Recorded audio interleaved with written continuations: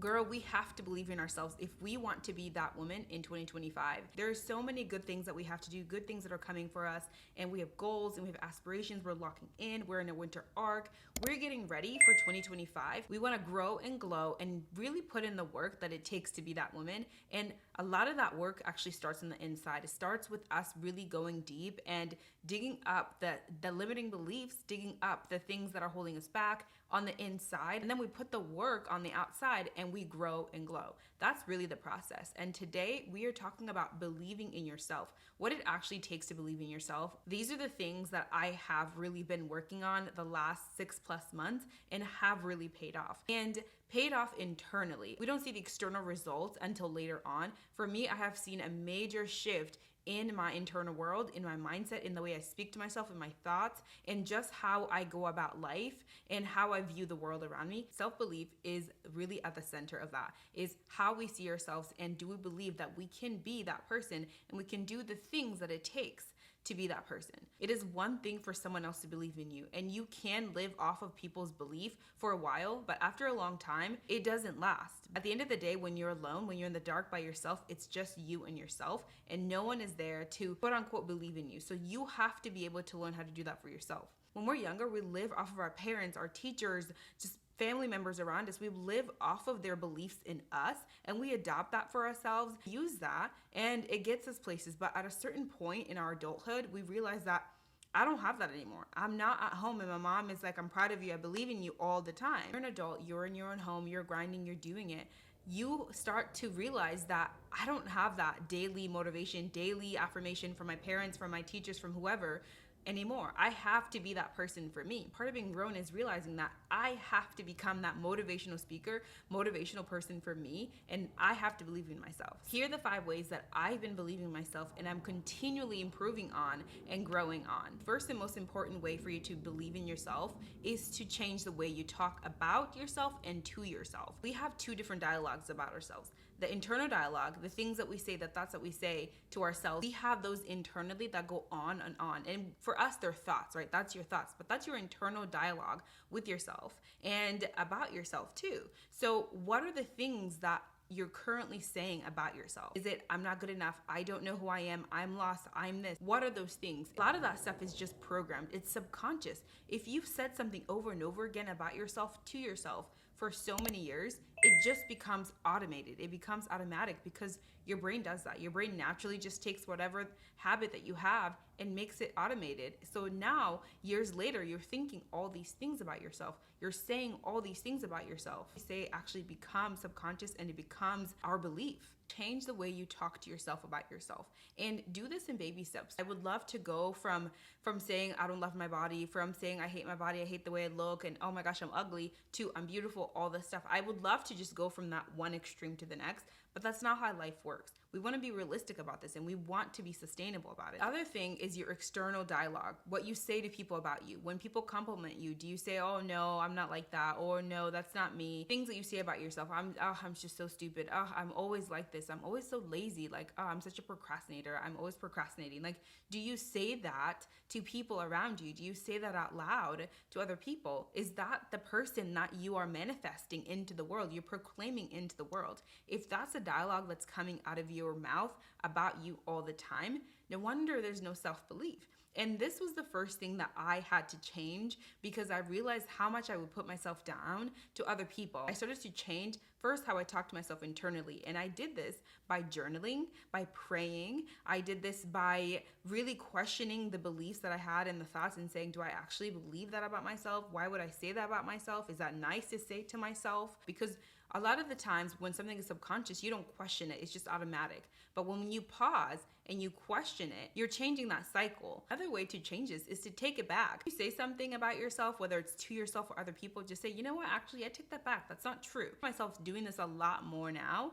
And it really has been helpful because it shows that I have self-awareness, and it also shows that I'm becoming more self-confident in myself, that I can stand up for myself and disagree with what I said about myself. There's multiple times times where I'll start saying something negative about myself to my husband, to a friend, or to someone, and I'll just stop and say, no, I actually take that back. That's not true. It's so easy for us to just say these lies about ourselves, like lies, I'm stupid, I don't know this, I'm not good enough. Like we just say all these things because it's subconscious. But when you take it back and you say that's not true anymore, it really gives you power. Stop yourself and actually take it back, or question it, or say you don't believe whatever that thing is when you're talking to somebody else. Because first of all, it's going to shock them and it's going to shock you, and that's actually going to help you get out of this negative self-talk. Second way for you to believe in yourself is to treat yourself like your best friend. Actually, like, see yourself as your best friend and become your best friend. Because when you have that, when you embody that identity of you being your best friend, it really shifts everything, because you believe in your best friend. You want the best for them. You believe that they are that person. The negative things that you say about yourself, would you say that to your best friend? Would you treat your best friend the way you're treating yourself? Seeing and treating yourself like you treat your friend really helps you have a different mindset. Even my friends so much. I love them so much. I want everything for them. I celebrate them. Like every milestone with my friends, I love them, and I genuinely care for them, and I speak life over them. I pray for them. Like I'm literally like their cheerleader, wishing them all the good in life. That's how we should be with ourselves. That's the kind of energy that we need to put into ourselves. And for me, I realized that I was putting that energy into my friends, which is great, and I will never stop, but I should also pour that into me too. And that's why treating yourself like you would treat your friend is the best way for you to start believing in yourself. You are going to cheer yourself on. You're going to push yourself. You're going to motivate yourself. You are going to see yourself as that person. So going to change the way you talk to yourself, like we talked about before. You wouldn't say mean things to your friend. You wouldn't deliberately call your friend stupid all day long. You wouldn't say they're procrastinators. You would encourage them. You would say, you know what, you're going through it right now, but you got it. Those are the things that you would say to your friend. But those are the things that we need to say to ourselves too. The third way for you to believe in yourself is to stand up for yourself, especially in the smallest ways. Standing up for ourselves can be scary depending on your situation, depending on who you're standing up to. But I really do think that there's sometimes we need to stand up for ourselves to ourselves, because there is like this bully in us and is mean and doesn't agree with us, doesn't believe in us. I had to really think about that, because you don't think of yourself bullying yourself. When I put it into that way, it really did help me realize that I need to stand up to that bully, that the bully that's inside, those thoughts, because they are actually making my life worse. When we start to stand up for ourselves, we start to actually say no to the negative talk. We start saying no to the toxic behaviors that we are doing. We start saying no to procrastinating, and we start saying no to the things that are holding us back. Because when you're standing up for yourself, you're realizing who you are. In many movies, when the main character actually stands up to the mean girl or to the bully, it's like they actually speak up and they say, no, you're wrong. That's not who I am, and you can't mess with me anymore. Like, it's pretty much the same line over and over again, just differently. And that's the same thing that we need to do to ourselves, for ourselves. We need to stand up and say, no, these thoughts are wrong. These beliefs are not right. I don't want these anymore. And you can't pick on me no more. Put it your own way. Put your own spin on it. I'm not kidding you. I'll be doing something like washing my face and look in the mirror. I'll just hear these, oh, my face is so ugly. And I'll be like, no, it's not. I literally will say that. As a grown woman, we have to take responsibility of what's my share of this negativity. Actually may have been bullied in your life. And also you may actually been verbally abused by a parent, a teacher, just someone who just verbally abused you, and you subconsciously believed all these things. You have to stand up against those things. Those thoughts come up, like we talked about earlier. You can actually say no to them and say, no, you don't have control over me anymore. I don't believe that. You have no power over me. Literally an affirmation. You're affirming who you are. That's standing up for yourself. Other people, whether it's your boss, it's, in your relationship with your parents, it really does help us believe in ourselves when we put our foot down. We're not people pleasing. People pleasing really does take our courage away, because you're not really fully living your authentic self. I struggle with people pleasing really, really bad. And part of my work, my internal work, has been to really stand up for myself in my job. And when I see something unfair, I speak up and I say something. And it's so hard to do, because I don't want to rock the boat. I don't want anyone not to like me. I want everyone to love me. Like, that's just who I am. If you struggle with people pleasing people because of the fear of rejection, then I encourage you to step into it, because it actually is going to make you stronger. It's actually going to help you believe in yourself. If you are rejected, then those people were not meant to be anyways. And that's just something And that's something that I have to tell myself. When I'm standing up for myself and somebody feels the type of way, or they don't want to be my friend, or they don't want to be in my life anymore, then they're not meant to be. I cannot put myself aside for other people's feelings. That's what people pleasing is. And standing up for yourself helps you with people pleasing. It really does. And it helps you with believing yourself. Fourth way for you to believe in yourself is to focus on something for yourself. Like, actually focus on something for you, no one else. Something that you've been wanting, something that you've been dreaming about, but you've always been putting it off because of X, Y, and Z and blah, blah, blah, excuses or life or just really anything. So what is that thing for you? For me, it has been this YouTube channel, and also it has been my body losing weight and just becoming hotter and hotter and hotter. I put off my YouTube channel because I don't have time, I don't have this, like I've always wanted to do it, and it really has helped my self-belief and my confidence when I'm doing the things that I really want to do for me. What is that thing that you're just like crave and cry for and just like I want to do, whether it's starting a TikTok page or starting a business or going on vacation or just taking a trip or all of those things. What are those things that you just want for you? No one else, like nobody else wants it for you. There's a lot of things in life that other people want for you, and all these things and goals that you have with your partner and your family. Like all those things are great, but what do you want for you? I think when we start doing things and we focus on the things that we want for ourselves, it helps with our self-belief because we are moving towards who we are. And I really do believe the things that we have in our hearts that come up over and over again, whether that's a goal, a dream, those are things that God put in us.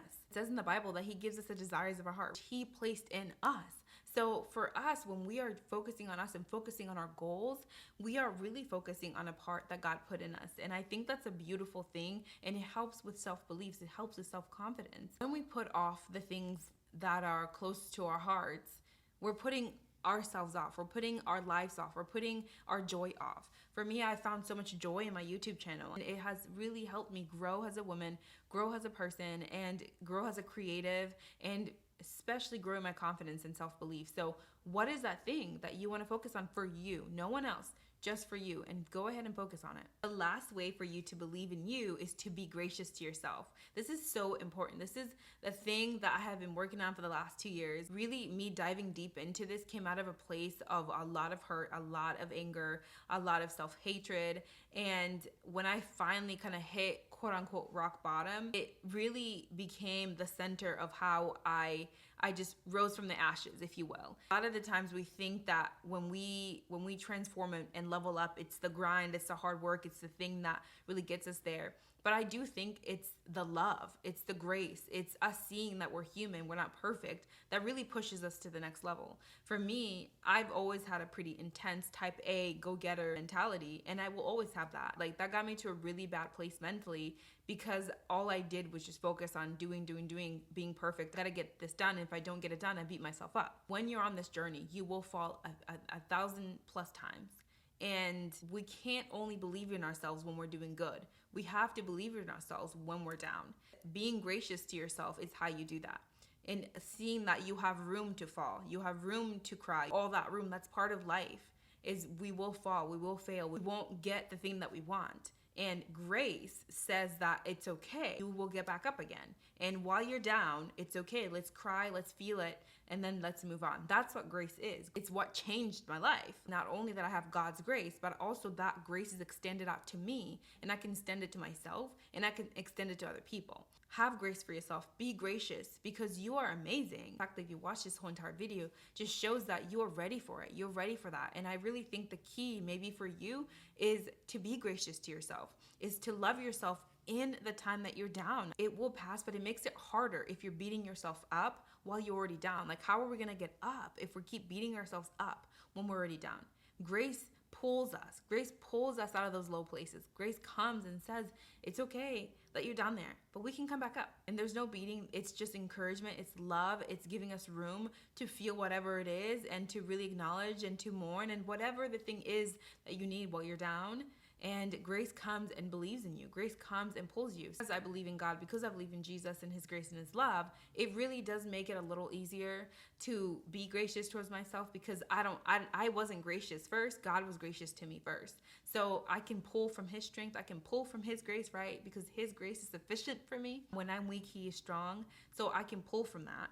So I don't know where you need to pull from, but I believe that being gracious to yourself, being kinder to yourself, being loving towards yourself is actually how you build self-belief. It's not just the grind, it's not just the hustle, it's not just getting the results. In the hard times where you're not seeing results, when you're not leveling up, when you're stuck, those are the times that you need the most self-belief and you need the most grace. That is all I have for you, my friend. I hope this encouraged you. I really needed this video to encourage me. I've been going through a rut and I'm hopefully coming out of it, but I needed so much grace and so much room. So if you did like this video, please give it a thumbs up, subscribe to our lovely growing community, and I'll see you in the next one, my friend. Bye.